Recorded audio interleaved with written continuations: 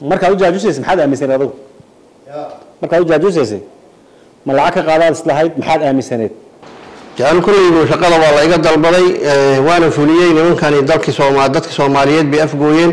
ay shaqaysanay fundiye ahay nimanku anu sida la ii sheegay moogtahay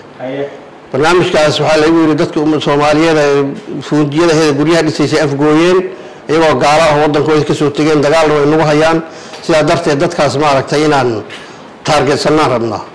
waaga adiga marka macaqiid ahaan baad ugu anu marka waxaan waa saxda ila noqotay in dadka Soomaaliyeed ay fundiyada iyo baahan in nimanka shaqadooda qaataan taasaan aniga ugu qancay marka arsaaq soo ilaahay ma bixiyo ha ilaahay baa bixiyo arsaaq marka qof bani aadam arsaaq socon kara ta adigu kulliba ilaahay baa arsaaqda bixiyo laakiin anu barnaamijka taasaan u qabto wali eed lagu soo eedeeyay waad qiratay laakiin waxaan rabnaa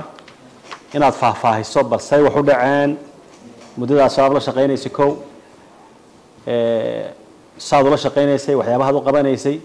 iyo ugu dambeyn kiiskan dilka ah soo dhacay Jubbaland markay dhobley qabsatay kadib oo ahayd goorma 2012 ahayd waan u malay 2012 miyay taariikhda iga khaldan sax ma waqtiga aad magaalada dagaalka ku soo bilowday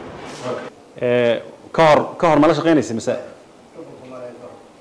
shaqulku ma lahayn ka hor markay Jubbaland timid baad ku beertay waxaan kala shaqeynayay wixii oo Kenyaatiga ku saabsan iyo barnaamijka xuduudaha iyo wax noocaas shaqada ku xisaaray oo qaba ku yiri markii koowaad Abu Saad Abu Saad bixiyay waaga huwa hawaariga dhobley buu intaas marka maxaad qabatay 2012 baad arka iska dheh ilaa iyo intii ka dambeysay intaana soo gaarin dilkan maxaad qabatay haba uma qabaneen way la soo xiriiri jireen wax falo u qabtay mal wax falo u qabtay inta ma jirin markii laga reebo Kenyaatiga aad shaqadaada maxay ahayd macallin dugsi baan ahaani quraanka ma taqaana quraanka waan aqaanaha ma xafidsantahay mise waa ما يتوسم ولا حفظني لكن واحنا ولا حفظنا واحنا ما حفظني. اوكي دوكسي حقك وياله. حافظ بوسنيا. بوسنيا مدعي. حالي هذا ابن عباس. عرنت له بعد دوسي هذا. way fara badnaayeen kol uu yaraanay kul fara badan laakiin marka ugu badnaa warda boqol gaaraysi way dhiganaysa marka ugu badnaa maxaa kala u qabatay oo xiriirkaas aan ahayn